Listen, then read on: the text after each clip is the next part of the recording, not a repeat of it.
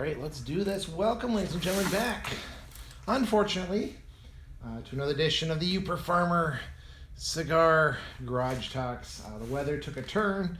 One of the best Facebook posts I've seen in a while. I said, why do they call it May? Why do they call the month of May May? Because it may be snowing, it may be raining, it may be 70, it may be 20. Which is very true. I'm going to go out and record this outside, and it may be really crappy out right now.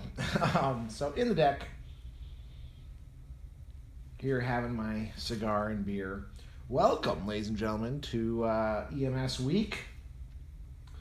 I'm trying to get these videos out one a day as best I can. I've got a few stockpiled up, shooting a couple extras. Rest assured, no, I'm not smoking for 7 days straight in a row. I knew I wanted to do an EMS month and then really hit some extra videos during EMS week. So I kind of got a little stockpile of videos going just for this week. So welcome, EMS week. Hopefully you're getting lots of the break room foods. Maybe they got you some pizza or donuts, cookies, maybe a cake. At least hopefully they remembered. What are we smoking tonight? What are we drinking? This is kind of a beautiful looking cigar, so I can really get that in there, huh? Cerberus. Look at that band. Three-headed dogs. Thin cigar. Not really the gauge I like smoking most of the time, but hey, I am going to enjoy this one. And it's by the Guardian of the Farm. Cerberus, Guardian of the Farm. This was actually in a sample pack I ordered. I know very little. Actually, I think I don't know anything about this cigar, which is unfortunate because that sampler pack, they usually throw in kind of discontinued lines of cigars. So this one I might look into. It's tasting pretty good. Kind of a fun looking cigar. Yeah, very nice. Great draw on it, which for a small cigar, that can go either way. Something odd, something goofy, something fun. The Fuzzy Nugs. It is a pale ale. I know, not my favorite, but you got to expand your horizons out there. The Rockford Brewing Company, which I'm guessing is Rockford, Michigan. There is a town named Rockford in Michigan. I'm going to assume it's a Michigan-based company. It doesn't say. I'm just looking on the can here. Does not say specifically. I do know there is a Rockford, Michigan. I'm going to assume this is the brewing company from Rockford, Michigan, until evidence finds otherwise. So let's get this poured out here. Should be a pale ale. Means it's going to be hoppy as hell. Although for a pale ale, it's getting kind of a nice head to it. So good job, Rockford. Yep. Oh, there's all the hops. I'm going to try to relight my alcohol lamp one more time here. Give me a sec. All right, well, I think I had to cut a bunch of that out. I was playing with my alcohol candle, which I couldn't get lit, and my wife was making announcements, and then my daughter's friend was calling, so we're back.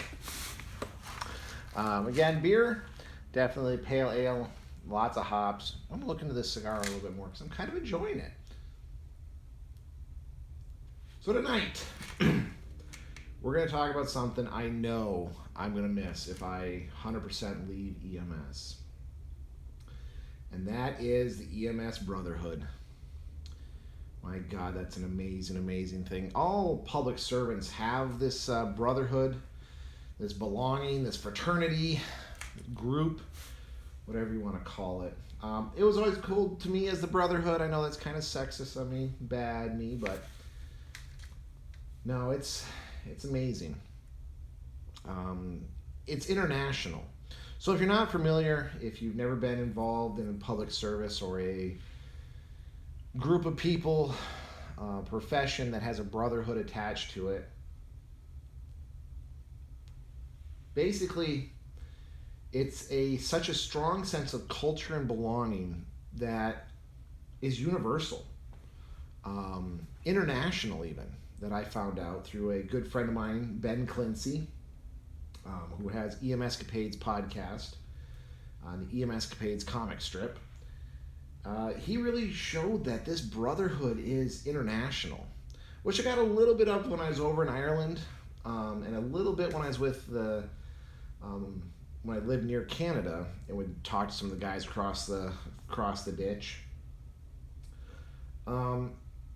But listening to his, I mean, you had people from Australia, from Israel, from the UK, from Africa, South America. He had people contacting him literally from all over the world talking about the stuff. His comics would just resonate. And I looked at his comics like, this is what the Brotherhood is about.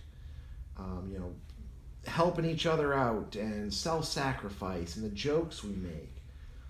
You really do have this strong, strong sense of belonging when you're in EMS.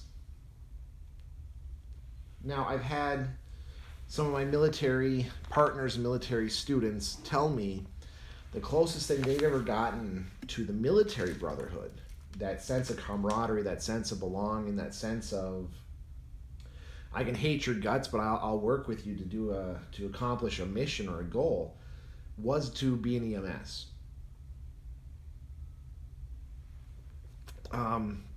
Talked to a few military psychiatrists, people who deal with PTSD, help military professionals transition to civilian life. And at least the ones where I worked, it was very common for them to push them towards the EMS and fire fields because they would get that big sense of belonging. They'd get that camaraderie. They'd get that brotherhood that they'd have in the military. They'd find it in EMS. Now, that's not to say every person in EMS is a good-hearted, souled person, or that I trust every single one of them with my life. There are definitely just as many a-holes in EMS as there is in any other profession, sometimes even more. But you definitely got that sense of belonging. You know that they're, by and large, willing to help. By and large, they're willing to be good people. Excuse me real quick. Maybe wolf spider. Inside the garage, you got to kill those suckers before they start laying eggs. I don't mind most spiders, but that one's got to go. But you'll find a sense of belonging. You're with someone, 24 hours a day, sometimes for 3, 4, 5, 6, 7 days in a row. You share life and death experiences with these people, even the people you don't like. Which I had many people in the rig that I didn't like. They didn't like me. We kind of had a mutual understanding, mutual respect for each other in that regards. But you share a life and death situation, and a type of bond does form. Again, you might not even like the person. There was one lady individual. We did not see eye to eye, to put it nicely. But on calls, we would have patients. I remember this one old guy ran this call, and we're jiving, we're grooving, right? She would set up my IV, and I would start charting, do radio reports and whatnot. She didn't like operating the radio, so I would. We got the patient on his home, got him in the ambulance, got everything, all the stuff set up so we could start rolling. We were rolling, had good communication back and forth. And as I'm dropping off the patient, he just grabs my hand. He's like, "Oh my goodness, you two must." He first asked, he's like, "Were we in a relationship?" And I was like, "Well, no, sir. That's just we use the term partner, but it's not like we're any type of formal relationship." He said, "Wow, you two are amazing together. You must be the best of friends. You work so well together. It's just amazing to see that synergy. And you must just be the best of coworker friends." And I just kind of smile and nod as I walk out the door and go back to the EMS room. My partner's sitting there. "You forgot to throw away the damn cap. Looks like I got to do everything around here again." I left the cap for the IV needle must have fallen under the cot or something. She starts yelling at me, "I'm going to write you up for this. They're going to fire your ass and everything." Oh boy, here we go.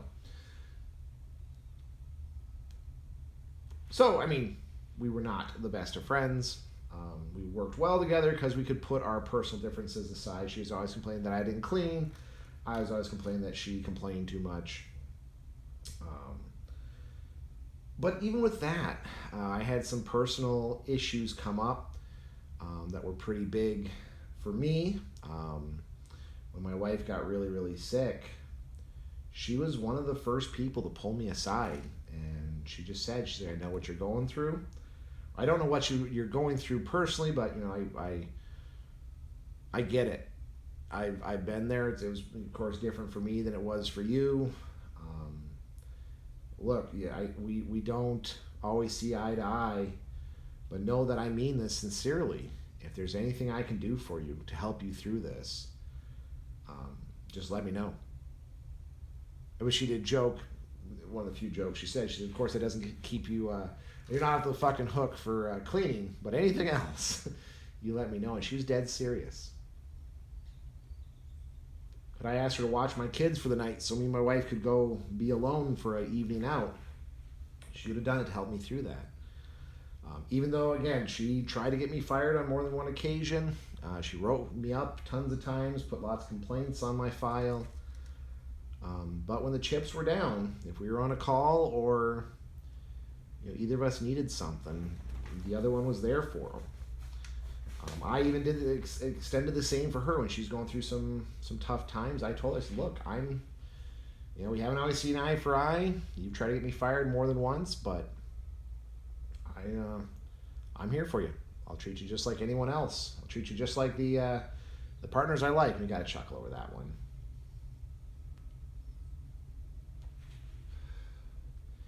It is funny. You could go to an EMS station in a big city, tell them you're a paramedic. Most of them. There is a few a-hole companies out there. I won't list the names of them because apparently if you do, they investigate to see if you ever worked for them and they bring legal litigation against you.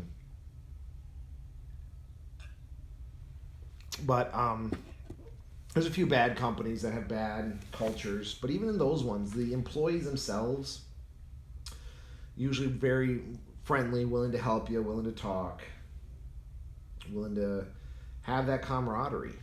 Many a times when I travel, meet up with other paramedics or other EMTs at a bar, and next thing you know, you got a free drink sitting in front of you. You get a good insight for the lay of the land when you're visiting places. Remember one time I was driving, came upon a car accident in a state I wasn't originally from. Went and was rendering aid and whatnot. Talked to the medic crew, and they're like, "Hey, we get off here in about an hour. You want to go meet at this pub, grab a beer?" Yeah, sure. Had a great time, great conversation. They offered. I had a hotel room, but they said, "Hey, just save the money, cancel your hotel room." I don't think I could cancel. I think that's before they were a little more lenient on cancellation policies. But yeah, they were going to let me stay at the station or crash at one of their homes. And another time I was on an ambulance call. We were doing a long haul transfer, dropped our patient off, and the rig, the serpentine belt blew. If you don't know diesels, that is like the mother of all belts that governs everything, makes everything possible from power brakes to power steering. To all the electrical equipment, controls everything. It blew. So shoot, what do we do? Just so happened as we put our four-ways on, we got on the radio. I don't remember, I think we had a cell phone. We must have had a cell phone. Got on the radio though to call their dispatch, let them know we broke down. Could they send a tow truck? Lo and behold, here comes an ambulance crew. The guys, we told them we'd been up for, I think it was like a 10-hour transfer. The thing was just redonkulous.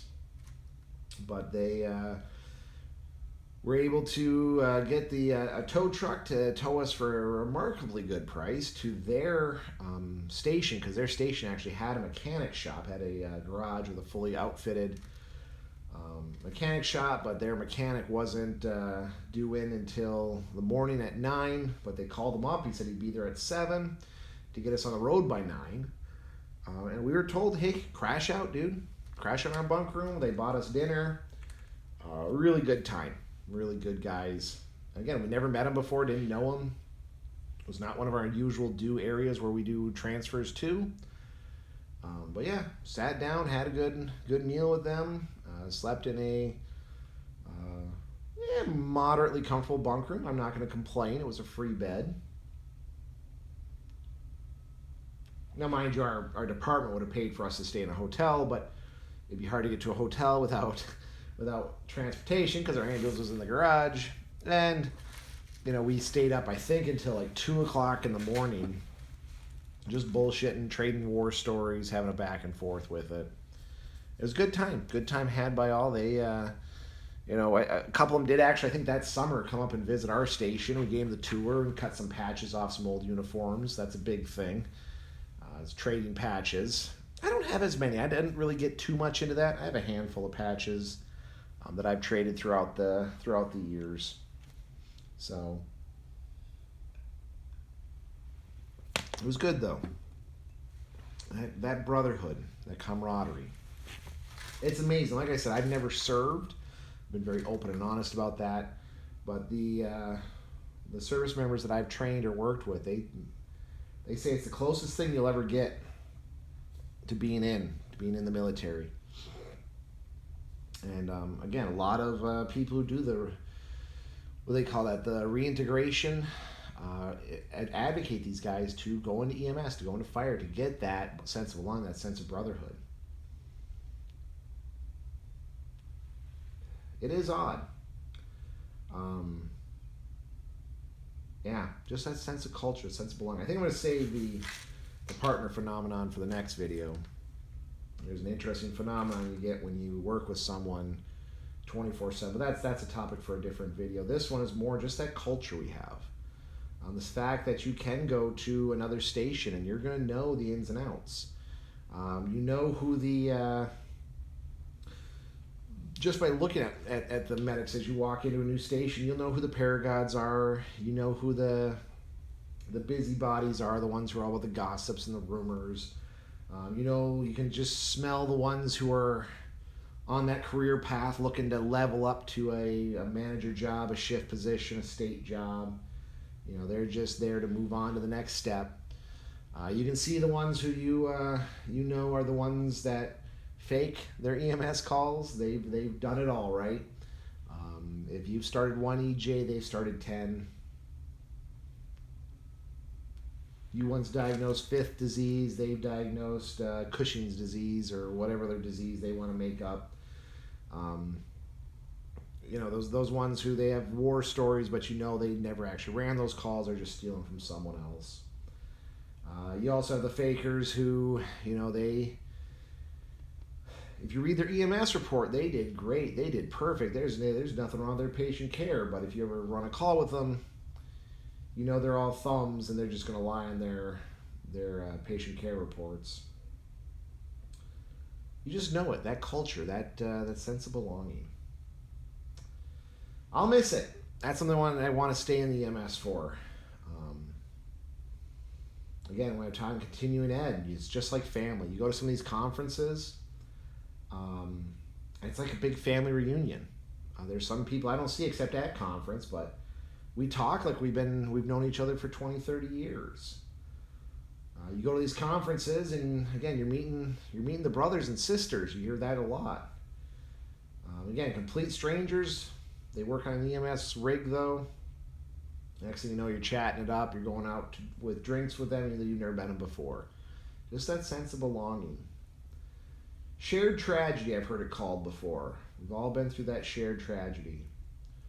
We've all had to tell someone that their loved one died. We've all had to be there the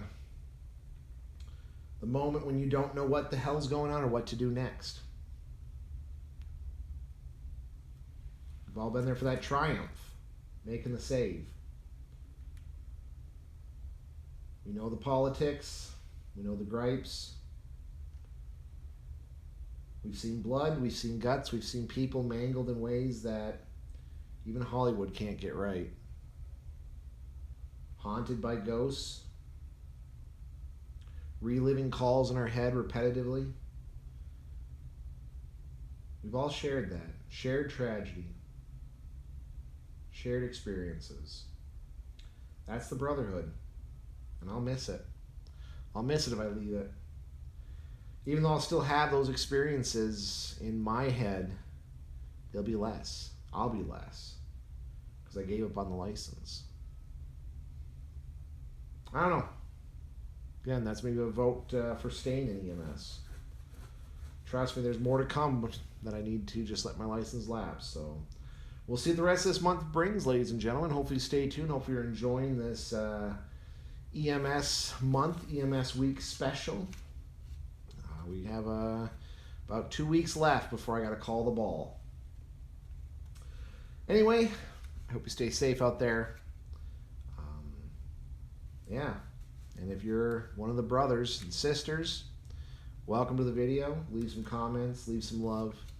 Stay safe out there. We'll see you on the next one.